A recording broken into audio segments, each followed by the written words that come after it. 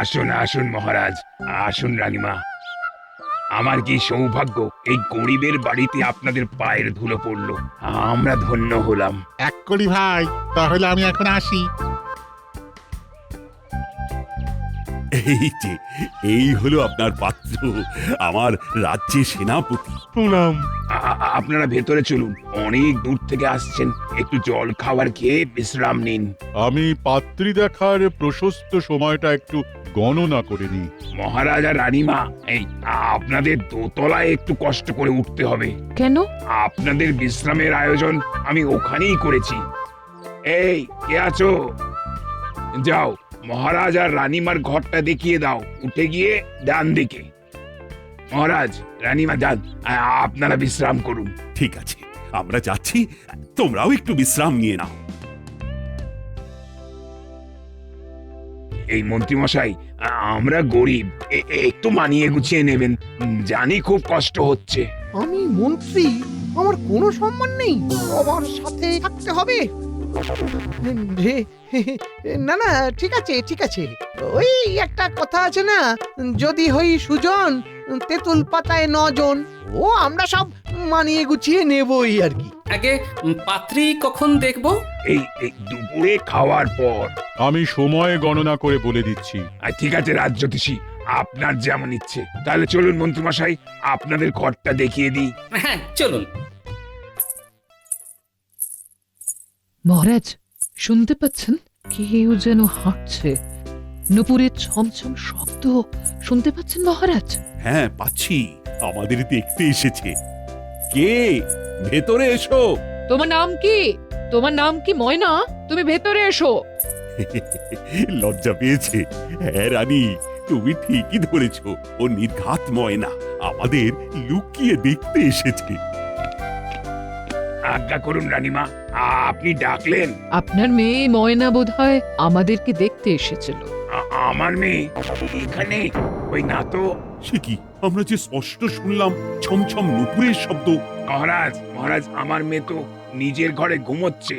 দুপুরের খাওয়া দাওয়া করে ওকে তো দেখার কথা।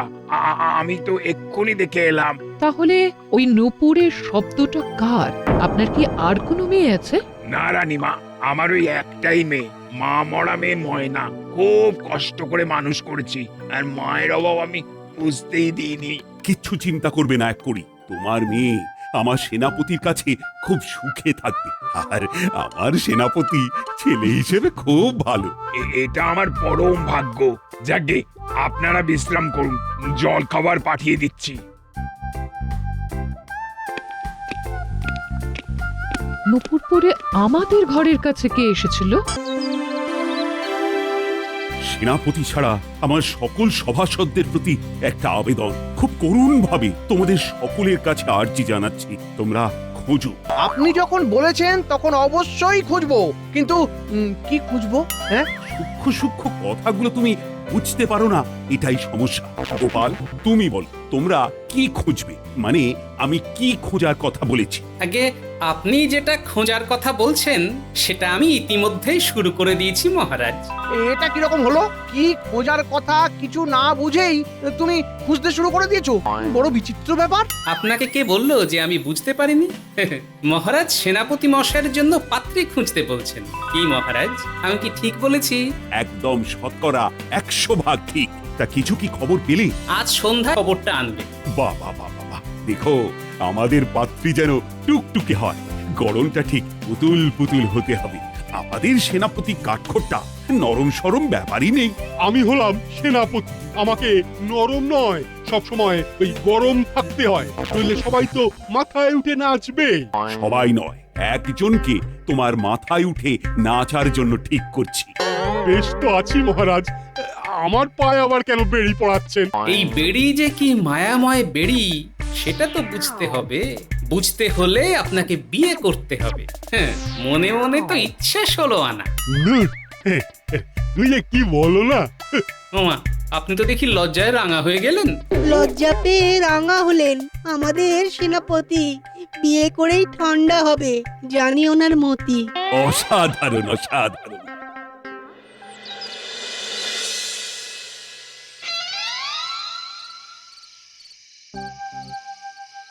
কি গো জোগাড় হলো না অন্য কাউকে বলবো? মহারাজ কিন্তু এবার তাড়া দিচ্ছেন। আমি একটা খবর পেয়েছি গো গোপাল দাদা, পূব গ্রামের পিরিংপাড়ায় খুব বর্ধিষ্ণু বাড়ি, বুঝেছো? গ্রামের সবাই এই এক ডাকে চেনে। হ্যাঁ, তাই নাকি? স্বনামধন্য গোপাল ভাঁড়কে আমার প্রণাম। আমার নাম মদন ঘটক। পূব গ্রামে আমাকে সবাই এক ডাকে চেনে। ঠিক আছে, তুমি পাত্রী সম্পর্কে বিশদে জানাও। পূব গ্রামের পিড়িংপাড়ায় খুব বর্ধিষ্ণু বাড়ি, গ্রামের সবাই এক ডাকে চেনে। নাম কি? হ্যাঁ, নাম এক করি পিড়িং। ওনার মেয়েকে কি সুন্দর দেখতে, একবার দেখলেই পছন্দ হয়ে যাবে। এবার তোমরা গিয়ে মেয়ে দেখে এসো। হ্যাঁ গো, এই তোমাদের সেনাপতি মশাই কি বলছে গো? হ্যাঁ, বলি মনে খুব আনন্দ। হ্যাঁ, বিয়ে বলে কথা গো, বিয়ে বলে কথা। তা হবে না, এত বছর পর আইবুড়োর নাম খণ্ডাবে। বলছি কি, ও গোপাল দাদা, সেনাপতি মশাইকে বলবে কিন্তু আমাদের নেমন্তন্ন করতে। আমরা কিন্তু পাত পেরে খাবো, বলে দিলাম। আমার ঘটক বিদায়। আরে হবে হবে, আগে মেয়ে পছন্দ হোক, তারপর তো। মেয়ে আপনাদের পছন্দ হবেই। আচ্ছা আচ্ছা, ঠিক আছে ঠিক আছে, আমি সেনাপতি মশাইকে বলবো। ঘটক ভাই, এখন তোমার একটা কাজ আছে। বলুন কি কাজ করতে হবে? তুমি ওই এক্করি বাবুর বাড়ি খবর পাঠাও যে আমরা আসছে রবিবার ওনার মেয়েকে দেখতে যাব। আচ্ছা, ওনার মেয়ের নামটা তো জানা হলো না। মেয়ের নাম ময়না। ময়না? বাহ, বেশ নাম, বেশ।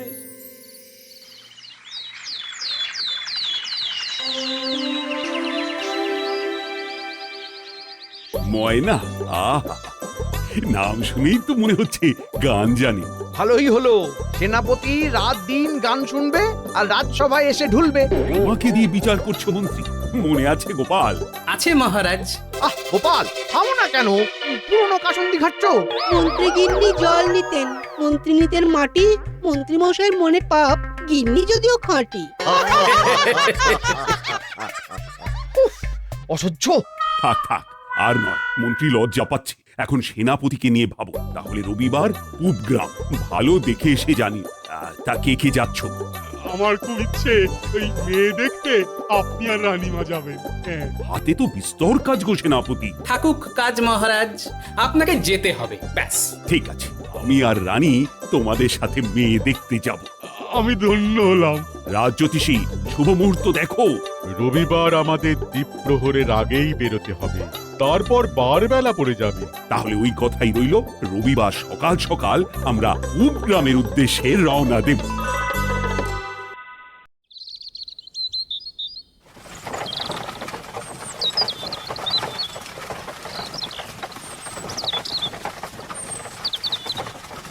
সেনাপতি মশাই, আপনি একটি মন্ত্র যাবেন জপে সব সময়। কি মন্ত্র? তুমি আমার ময়না, আমি তোমার আয়না, আমি তোমার আয়না, তুমি আমার ময়না, বিলম্ব জিয়ার সয়না। বাহ, তোফা তোফা, সভা কবিতা একাই জমিয়ে দিয়েছে।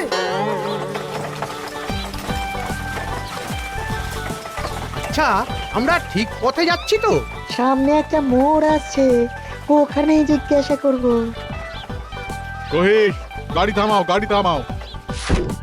রানী, ওরা গাড়ি থামালো কেন? কি জানি, হয়তো কোনো প্রয়োজন পড়েছে। সহিস, গাড়ি থামাও। মা, এটা কি পূব গ্রাম? মা, এই পিড়িং পাড়াটা কোন দিকে পড়বে? কি অপূর্ব। ঠিক যেন দেবীর হাত, মানুষের হাত এত সুন্দর হয়। আচ্ছা মা, তুমি বলতে চাইছো এই ডান দিকের রাস্তা ধরবো? তোমার মানে? তোমার না, মানে আপনার। আপনার নাম কি? এ কি গো, সময় নষ্ট করছো কেন? ঠিকানা জানা হয়ে গেছে, এবার গাড়িতে ওঠো। চলুন সেনাপতি মশাই। হ্যাঁ, ও ও হ্যাঁ হ্যাঁ হ্যাঁ হ্যাঁ হ্যাঁ হ্যাঁ, চল চল চলো গোপাল, চল।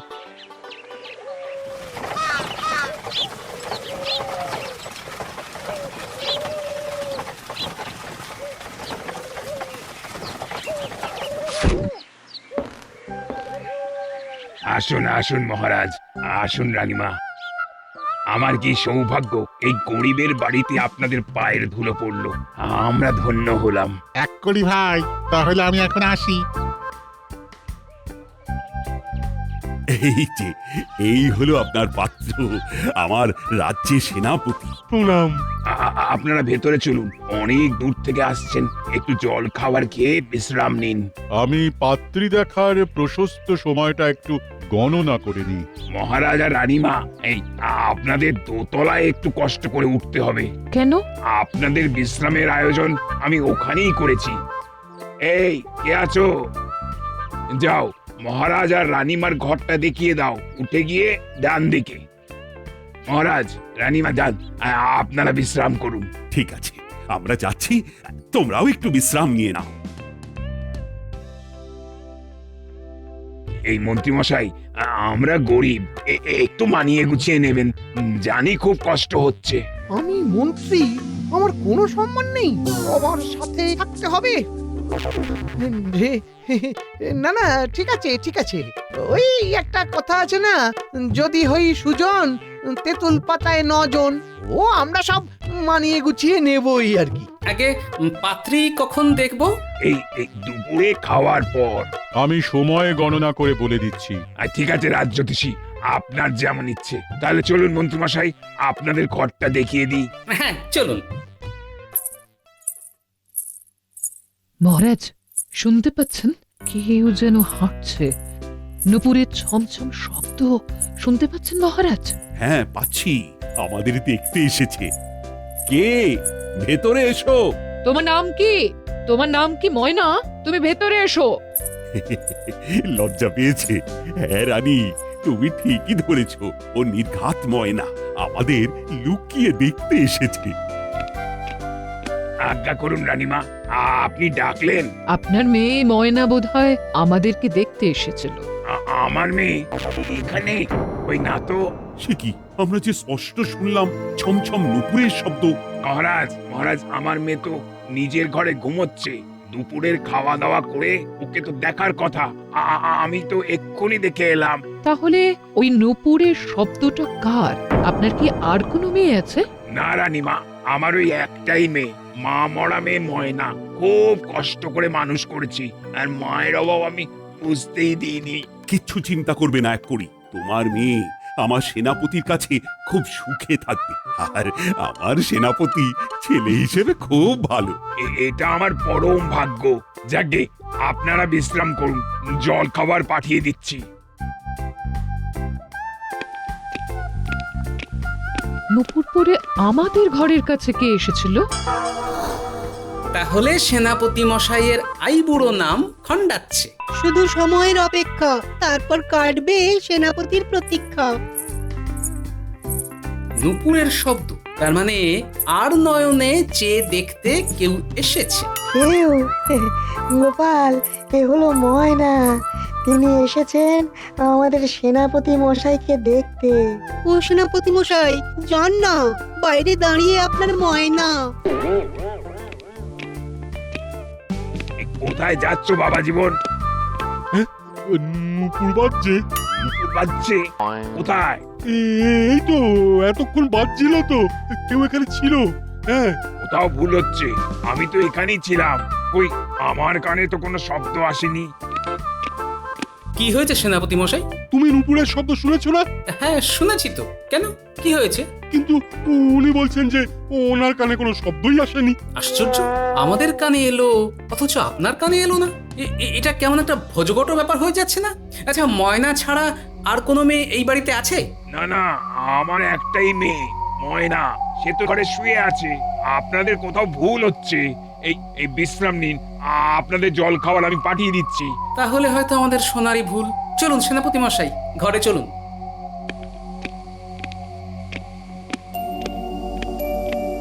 কিসের তর্কাতর্কি হচ্ছিল? আচ্ছা, তোমরা নুপুরের শব্দ শুনতে পাওনি? হ্যাঁ, পেয়েছি তো, নুপুরের ছম ছম শব্দ। কিন্তু এক কড়ি বাবু বলছেন যে উনি শুনতে পাননি। ওনার কি কানের সমস্যা আছে? না, একটা খটকা লাগছে, সেটা তো দূর করতে হবে।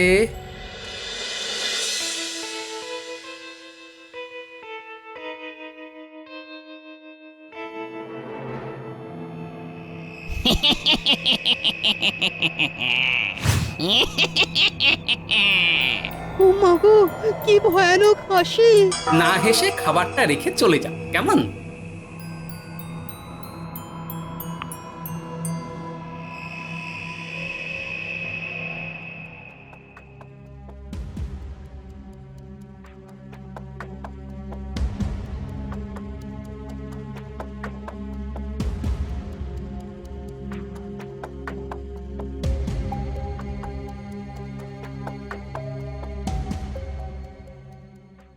সবকিছুই যেন কেমন মেছো গন্ধে ভরা। না, বিষয়টা দেখতে হচ্ছে। শোনো, তোমরা খাও, হ্যাঁ? আমার ঠিক খিদে নেই, আমি একটু ঘুরে আসি। হ্যাঁ, আমার খাবারটা চাপা দিয়ে রেখো, এসে খাবো। কোথায় যাবে? ওই একটু ঘুরে আসি।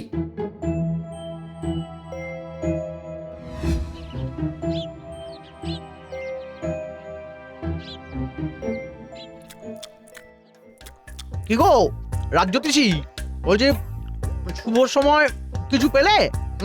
না মন্ত্রী মশাই, কাল সকালের আগে কোনো শুভ সময় নেই। আমি খুব ভালো করে গণনা করে দেখেছি। সে কি আমাদের এখানে রাত্রিবাস করতে হবে? না, আর তো কিছু উপায় দেখছি না। মহারাজের সাথে আলোচনা করা দরকার।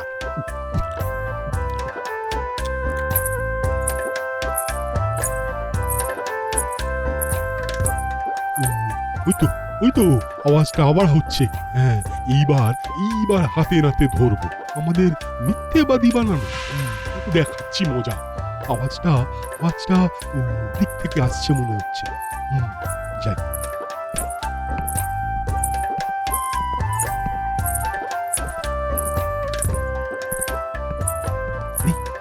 ওই তো শুনছেন? তাজ্জব, পালাবে কোথায়? আমি ঠিক ধরবো। হ্যাঁ, এইখানে রাত্রিবাস অসম্ভব। কিছু একটা গোপন ব্যাপার আছে। না না না, এখানে রাত্রিবাস নয়। ভালো করে পাত্রী দেখার শুভ সময় বার করতে বলো। রাজ্যতীষী প্রচন্ড চেষ্টা করছে মহারাজ, কিন্তু শুভ মুহূর্ত পাচ্ছে না। গোপালকে ডেকে নিয়ে এসো, আমরা আলোচনায় বসবো। সেই ভালো মহারাজ, এখানে রাত্রিবাস করা যাবে না। কেন রানীমা? এই দুপুরে রান্না শেষ, আপনাদের ঘরে খাবার পাঠাবো? একটু পরে, আমাদের একটু আলোচনা আছে। মেয়ে দেখা তো আজ হবে না মহারাজ, আজ দিনটা খুব অশুভ। আপনি কি করে জানলেন? আমার এক গণক ঠাকুর আছেন, তিনি বললেন একটি রাতের তো ব্যাপার, সকালেই ভালো মুহূর্ত আছে। তাহলে এখন আপনারা খাবেন না? একটু পরে খাবো। আচ্ছা আচ্ছা আচ্ছা আচ্ছা, আমি তাহলে নিচে আছি, আমাকে হাঁক দিলেই আমি খাবার পাঠিয়ে দেবো। এই আমি তাহলে আসি। হ্যাঁ, আসুন। মন্ত্রী, গোপালকে ডেকে আনো, আমি এখানে থাকবো না।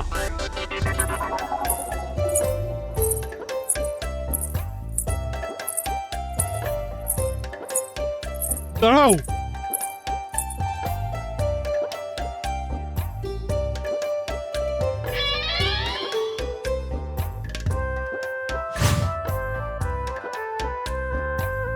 কি অপূর্ব! ঠিক যেন দেবীর হাত। তুমি কে?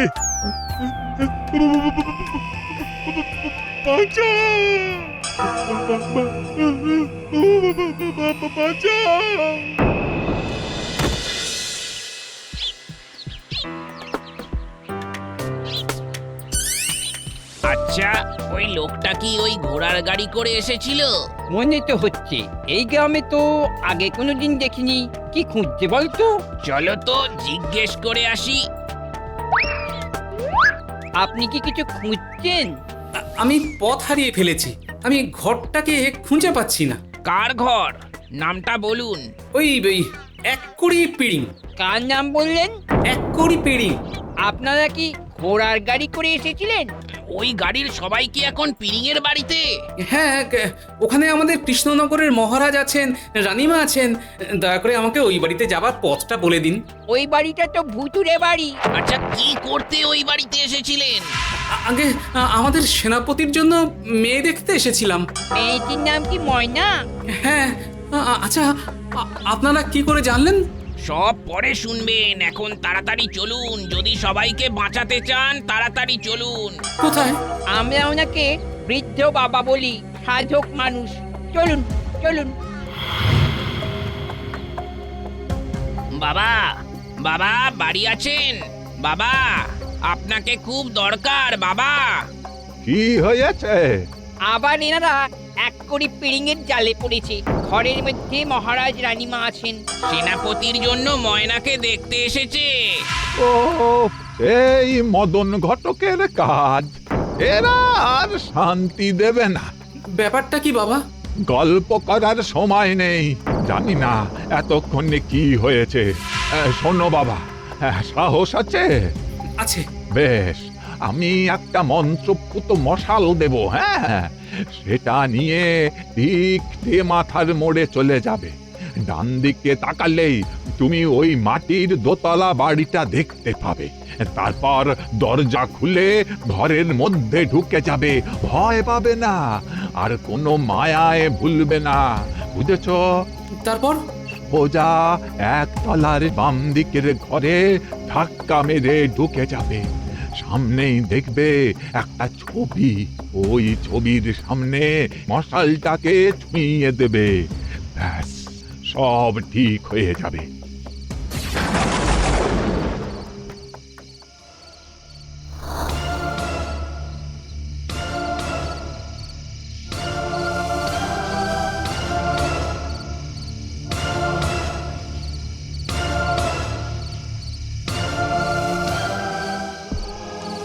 এই তো ডান দিকের রাস্তা।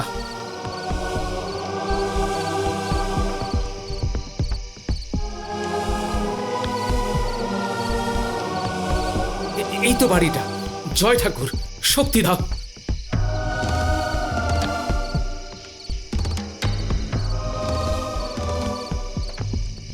গোপাল, গোপাল, এদিকে এসো। মায়া, মায়ায় ভুলছি না।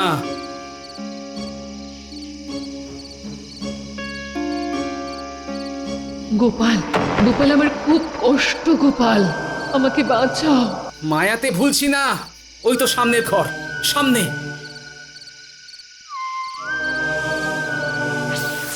আমি ভয় পাই না, আর কোনো বাধা নেই। দরজাটা খুললেই এই তো সেই ছবি। এটাই ময়না।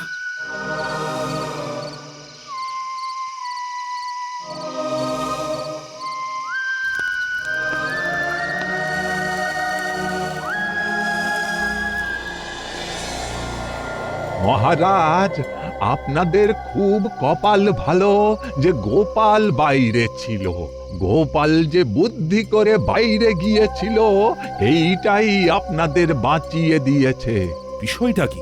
আমি তো এর চিত্র বিচিত্র কিছুই বুঝতে পারছি না।